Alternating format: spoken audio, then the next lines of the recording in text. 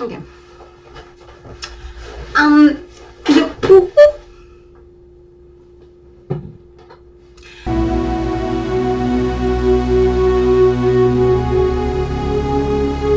Welcome to Project Plot, your YouTube channel where project management meets the movies. We have a brand new hair, actually brave new hair, a new movie and a new analysis. So for this week we're going to be bringing a Spanish movie. The movie it's called Jail 211. I don't know how it's been translated to other countries. I would have to look that up. Why don't you look it up now? It's Cell 211. This is a Spanish movie that was released in 2009. It basically breaks down a prison outbreak and how the stress is managed.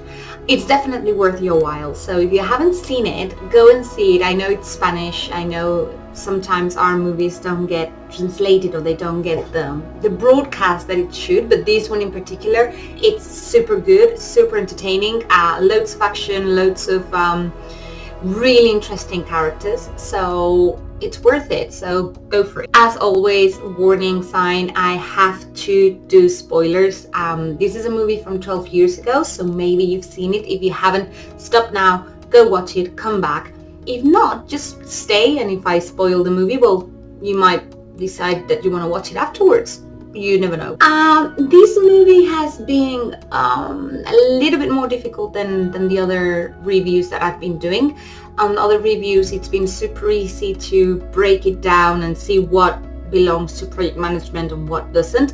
This one is a little bit more complex. So the way that the video is going to be split is in what is a program, the communication management plan, risks, obviously. What artifacts can I find in this movie that belong to project management? And then my conclusions. So be patient with me on this video because it's been hard. It's been at the moment the hardest one to do. So the editing process of this one is going to be super complicated, and I hope it comes out as good as my mind has envisioned it.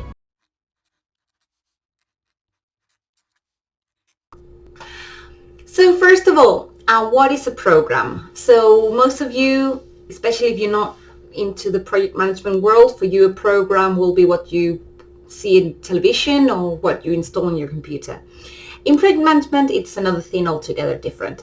A program, it's basically independent projects that run with a common background or with a common purpose. So if you want to set an example, if you were building a skyscraper and each floor was a different project and each floor was managed by different teams, by different equipments and by different project managers, that would be a program. So your program would be the skyscraper because that's like everything that you're aiming to, but each project would be individual. It adds another level of complexity. You add a new role, which is the program manager. They need to know what everybody's doing. They have a even more high level view, which is very according to a skyscraper. So basically they would be at the roof, seeing what everybody's doing, and each project manager, they would have only their views. So it's the program manager who has to consolidate everything and report back. I see this movie as a program. Why? So I'm going to give you a bit of feedback of the movie itself. You've got like different characters. So you've got, actually we're going to put the clips of the movie so you can run through these concepts with me whilst we're watching images from the movie. So here we have Mala Madre. I'm going to say the names in Spanish because I've seen the movie in Spanish and unfortunately I don't know the name of the characters in English, but it's Mala Madre. He would be the internal project manager. He's the one who's going to be leading the riot, and he's the one who has the clear objectives of what he wants to obtain with this riot. Then another member that we have within this program, it's Calzones. He'd be the one in the middle of those three. He has a double function. He, unfortunately, on his first day of job, there's a riot in the prison where he's going to be working. So if you've ever had a bad day at work, this guy beats you all to it the day that maybe he's having a bad day as well. So basically, Calzones, he's the one that is being taken to the 211 cell. He's the one with blood on his forehead. He has a double function in this movie. He is the goal of your external project, and he will be the business analyst of your internal project, led by Mala Madre. So here we have two more members of your steering committee, if you can say. You will have Almanza, which will be your external project manager. He will be the one that is leading the project from an external point of view. He's the one with glasses that is speaking right now. Then you've got your program manager, who is this bald man with a mustache. He's Pudrilla. So just to straighten out the concept, you've got your program. Your program is to finalize the riot. That's the objective. So your program manager, what he wants is to end the riot. He wants everything to go fine. He wants everything to, finalize and get back to his work. Then you've got your external project manager. His goal is to negotiate with Mala Madre and to reduce the danger at the maximum as possible. And he has a double mission. He has to get Calzones, or Juan, who is the guy who gets stuck on his first day of job, out of the prison. Then you've got Mala Madre. His goal is to achieve the requirements for which he started the riot. His second goal also is to keep 3 Basque prisoners alive, and basically that's like the negotiation of power. Everybody wants the Basque prisoners to survive, and everybody wants the riot to stop. So you've got a confrontation there. So that's literally a little bit of how the program is going to be developing, and that those members that I've highlighted are going to be the ones that manage in major level the program development.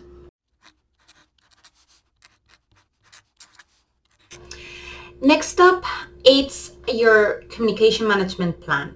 So as a project manager, I think we've said it a couple of times now, but your main objective is, so you're going to have it's going to show up on the screen, I think here or here, your commitment and influence grid.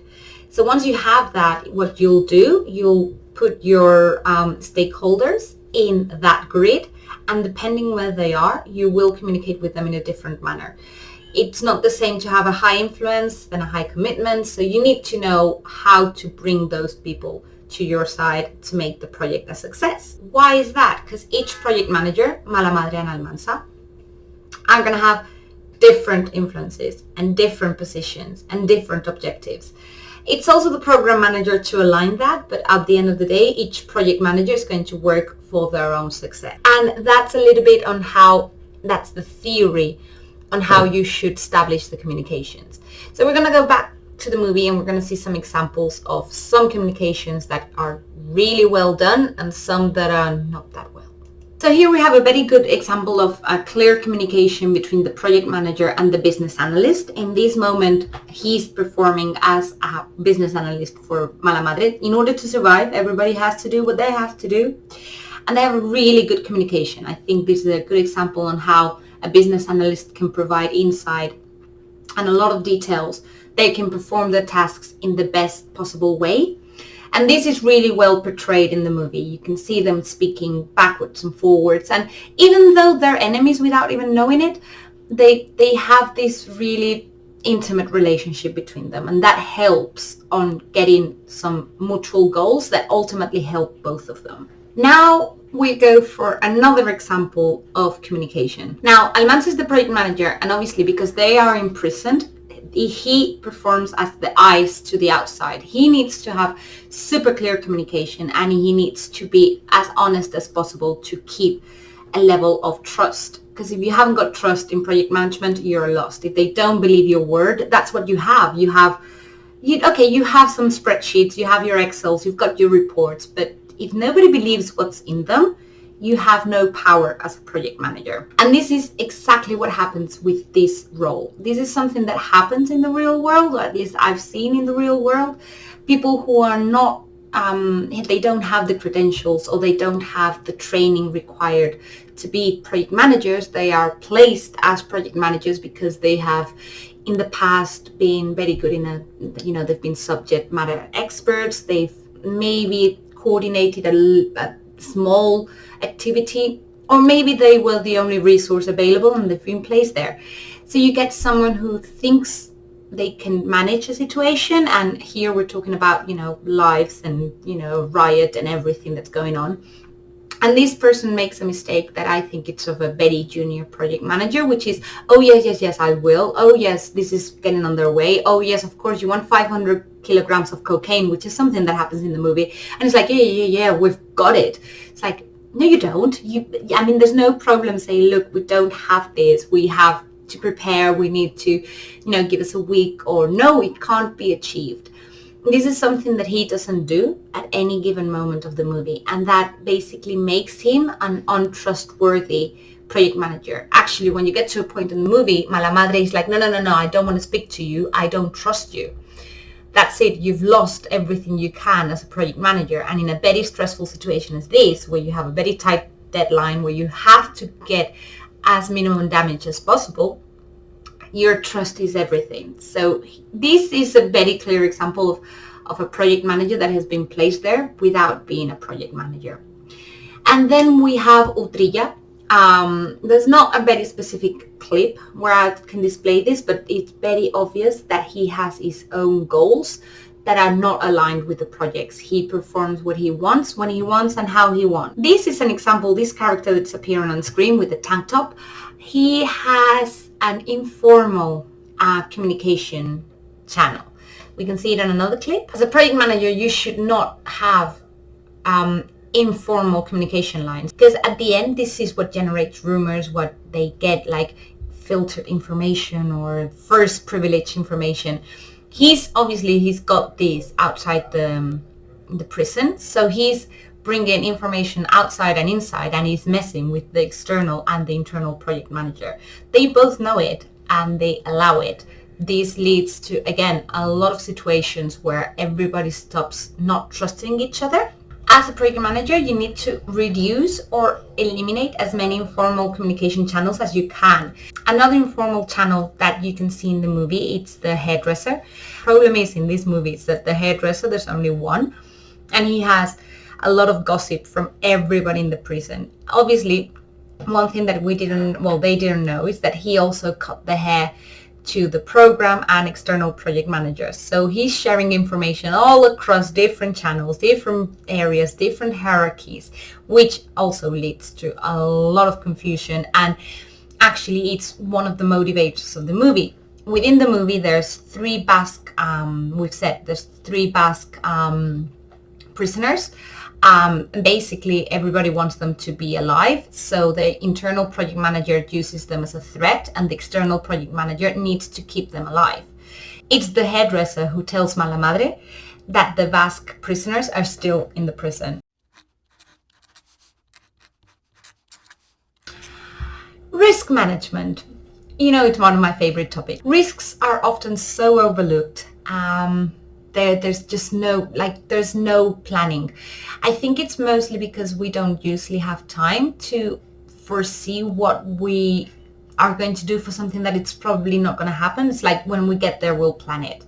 And when you get there, it's an issue. And then you have to find time to plan it. In this case, risks are terribly managed, as in most movies, but there is one scene where both project managers, they manage the risk amazingly. You've got your external and your internal project managers, so you've got Almanza and you've got Mala Madre, facing one thing that's a risk for both of them and how they manage it. So in this scene, there's one prisoner that decided to take revenge and kill one prisoner, a random guy who's there. So it's like, revenge.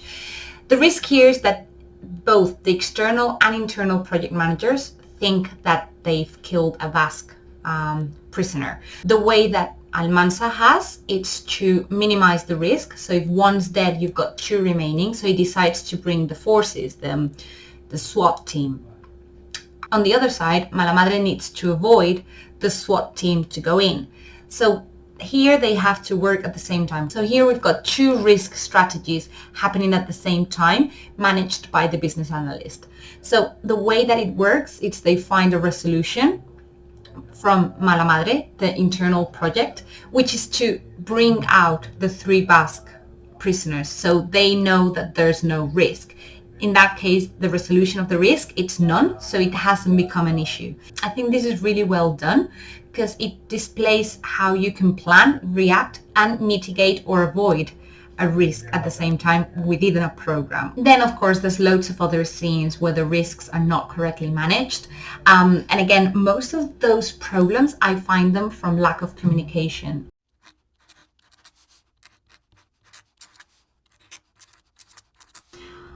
Now, artifacts that I see that have been present in the movie and that you can actually join them to a checklist of project management artifacts. So the first scene that we see in the movie, it's the lessons learned. I think that's really well done because at the end it's something that you should be doing in all the projects. But these lessons learned, it's oh, I am so fabulous, oh, everything is great from a very first point of view. And it's not accurate at all. So the artifact itself, it's really good that it's displayed. Now, how they've performed it, no, a total disaster. Then we've got requirements gathering. I think it's really well done. Then we've got requirements gathering. This happens twice in the project. It happens once with Mala Madre and Calzones.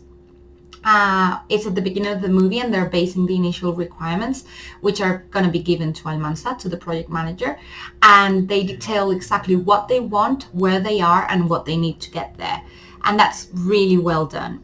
Then that exercise, it's done again when the project manager is replaced, the external project manager, and they retake the requirements. Why? Because it's been like 2-3 days. Everything has changed. There's so many things that have gone on that has changed the way that the project is going to be performed, that they need to reassess the requirements. So that's also very well performed. And then you've got another one which we've detailed, which is the risk plan. Sometimes it comes out good, sometimes it comes out a bit worse. I mean, like beheaded worse, but you know, things happen like that. And now my conclusions. So as a sum up, the external project manager, who was Almanza, his goals was to end the riot, get Juan out, try to establish a new power and retain the power in the prison, and to avoid any external damages. So what happens? They do end the riot, but they end it with force, so not what the project manager wanted. Juan/Calzones dies, so no. There's riots in other 10 prisons because they hear about this one and they think that everybody can get what they need, so horrible.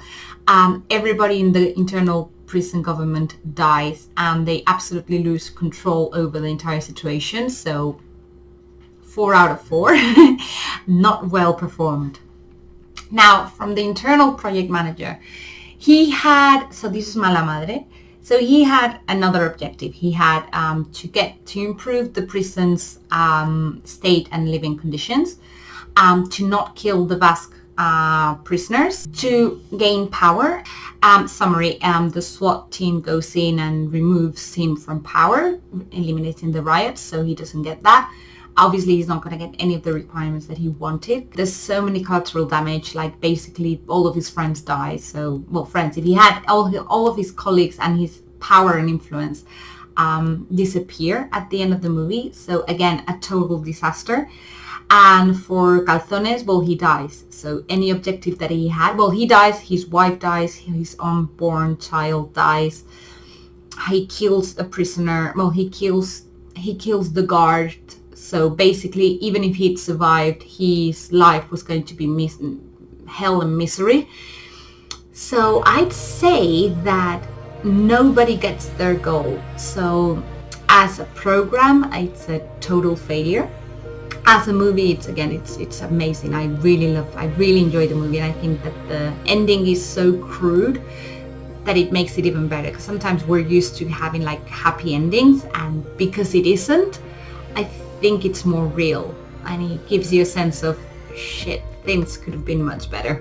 Well, and for all of you that have made it this far, thank you so much. This video has been especially difficult to record because it is a very complex movie to try to fit into the project management world. I think that it's more or less what I wanted to express. Now, I'm not sure if it's made any sense to anyone outside my head, but thank you so much for watching. And again, if there's anything that you think I could do to improve, leave it down in the comment section below. Like and subscribe, it's free and it helps us a lot. And thank you again for watching. See you in the next video. Bye.